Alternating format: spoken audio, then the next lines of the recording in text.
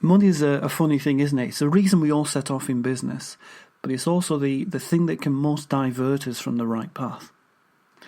And that can be either in the way that you're describing, which is making sure that we're building a real business and not like a life sentence almost, where we're working too much. Or it can also divert us off the path because money is seductive in its own sense and can... I've noticed a couple of businesses that I've known a long time do things for money rather than for the good of the customer or the good of their staff. You know, it's a real balance, the whole concept of money. So when you're talking to your clients about that notion of financial planning and having 12 months to live by if they can, how do you help a client that doesn't have that?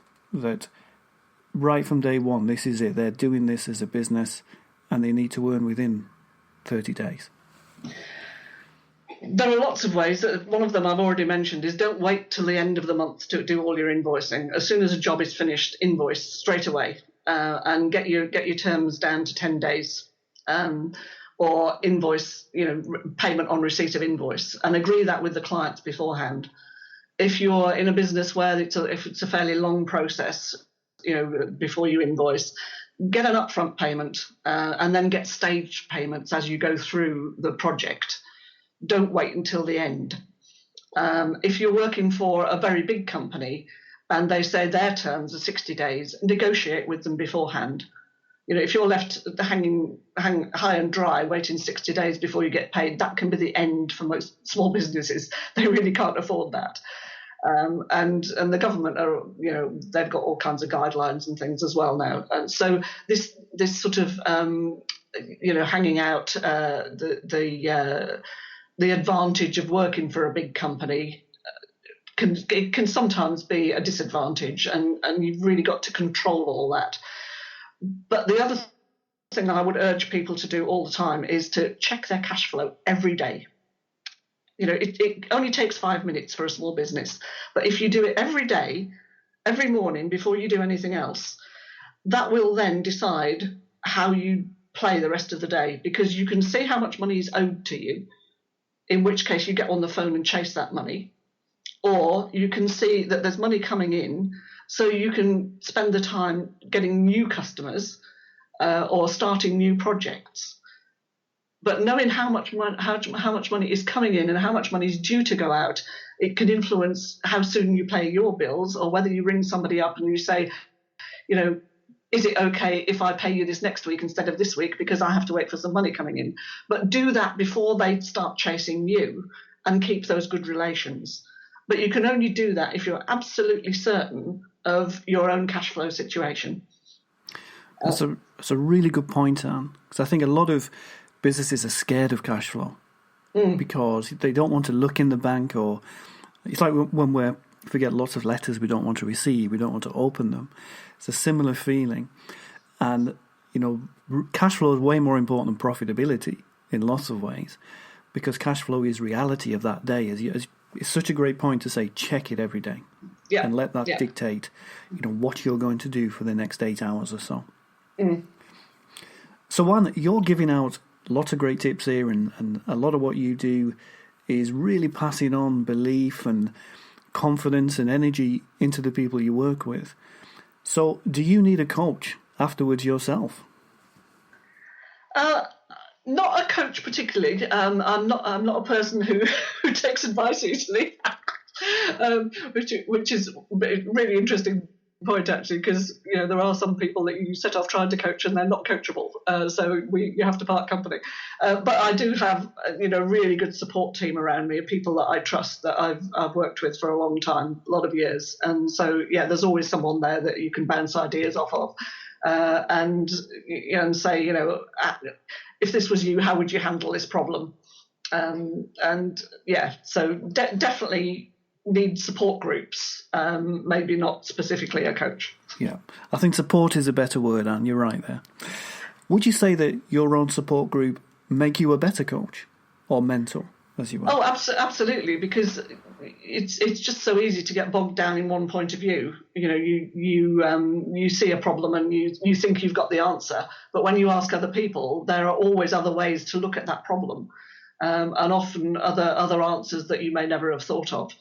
And I used to run mastermind groups, and they're superb. This is where someone comes along and says, I really need some help with this, or I've got this problem. And the 10 people in the group all say, if I was in your shoes, this is how I'd handle it. And you could get 10 different answers. And it's just fantastic. It's great. Great. And then all they have to do is make a choice. Oh, yeah. And that's the really important thing, that the person making the choice has to believe it's their own idea. Otherwise, they won't do it. More psychology.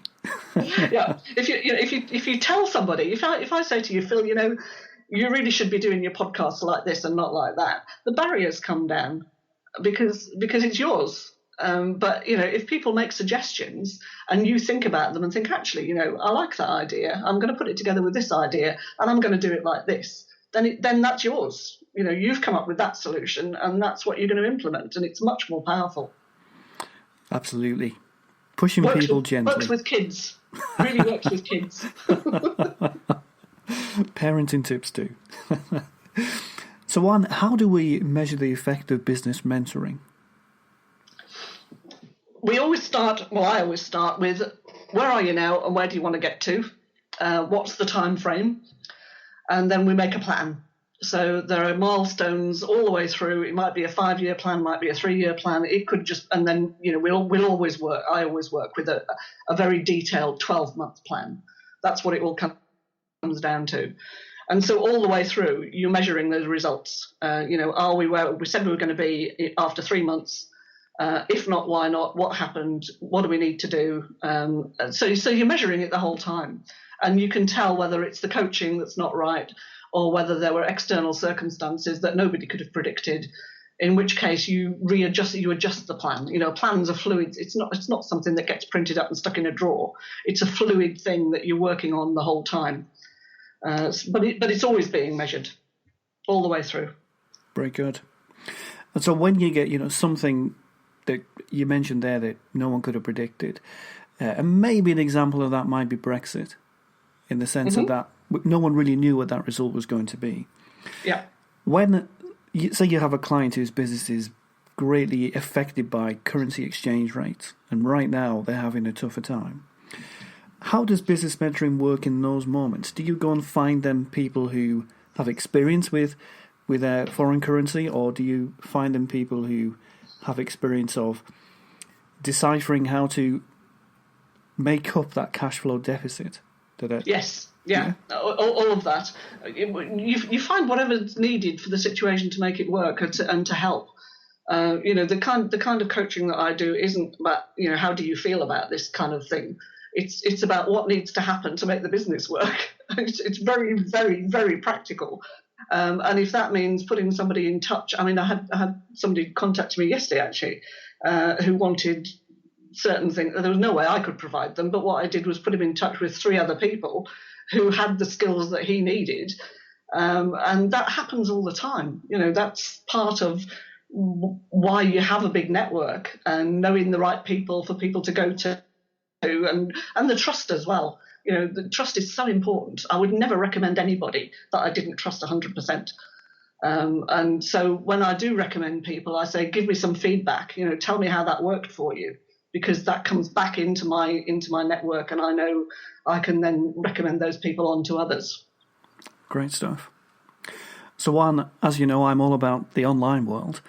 And so one of my questions for you was how you felt the online world had changed what you do. I guess it's changed because my clients are now all over the world. I was a very early adopter of social media. I've been on Twitter for 7-8 years or something. And there are people that I met in the early days of Twitter who are great, great friends. Some I've only ever met once in real life. Some I've never met at all. I had a recommendation to a guy who lives in Israel. He runs a marketing company in Israel. And we were negotiating on Skype, and he was translating my fees into shekels, which for some reason I found quite hilarious. I don't quite know why, but it's that kind of thing. There are no geographical barriers anymore, and it is. But what really the way the online world makes things a lot easier is you can really get to grips with people's personalities so much easier. You only have to follow somebody on Twitter for a couple of days to see whether they've got a sense of humour or not. You can almost see their political affiliations, what kind of films they like, if they're into music. It makes everything so transparent, and I really like that, because, like I said before, people connect because of their personalities, and if you're selling anything at all, having something in common with the person you're trying to sell to is a big, big plus. And it could be as simple as you follow the same football team, you have the same birthday, you have the same kind of dog. It doesn't matter what it is. That commonality is just such a human trait. We look for things in other people that we recognise and like, and then we can do business with them. Absolutely. I like that, Anne. You're bringing out the human side of the web, which is good. So what tips would you give to a brand new business starting out in 2016? We're coming up to November, aren't we? Mm-hmm. So what tips would you give them starting out from day one? Figure out what I hesitate to use the words business plan because people switch off, but you need some kind of an idea of how long it's going to take you to make a profit. So whatever it is you're selling, what are the prices? What's the profit margin? How long will it take you to make enough money to live on? And have you got enough money in the meantime to make sure that you're not stressed out and just accepting jobs for a quick buck? There's this lovely phrase about chasing rabbits and chasing deer. If your big plan is to catch a deer that will feed you for a whole year, but you really need to be eating tomorrow, you're going to go after lots of little rabbits, and you're never going to get that deer. And that's where people fall down. So make a plan, any kind of plan you like. You don't need to call it a business plan. You don't need to show it to anybody, but understand where the money's coming from and how quickly it's coming in, and don't kid yourself. It's no good saying, oh, everybody in the world needs what I'm going to produce. They might need it, but they might not want it, or they might not be able to afford it. So it's got to be, based in reality. And it really is all about the numbers. And I know people who go into business often don't like thinking about numbers, but it's all about the numbers. So it doesn't matter when you start in your business, those basic things need to be taken care of. Don't imagine that if you're going to make beautiful wooden spoons that everybody in the world will flock to your door and buy them, because they won't. Very good point, Anne. I think your focus on the numbers is really tough for people to do in the beginning, because it's always about something else, as you first alluded to when we first started chatting. But it is so important. Sooner or later, that point has to come, and it's much better if it comes early. And then you've mentioned time a couple of times on the podcast itself, and time is probably the one thing that's more valuable than money. We really cannot have enough of it. And as you say, if we want to build business X and we're chasing other things Y and on a day-to-day basis, that time is gone, and it makes everything that much slower. So I think those are great points. So what about your own business, Anne? What are you going to do next?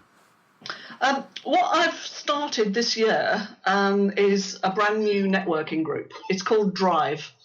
And you've probably gathered by now that I'm totally enmeshed in building great networks. I think that's what makes businesses work. And so we're starting Drive because the internet has changed the way people buy.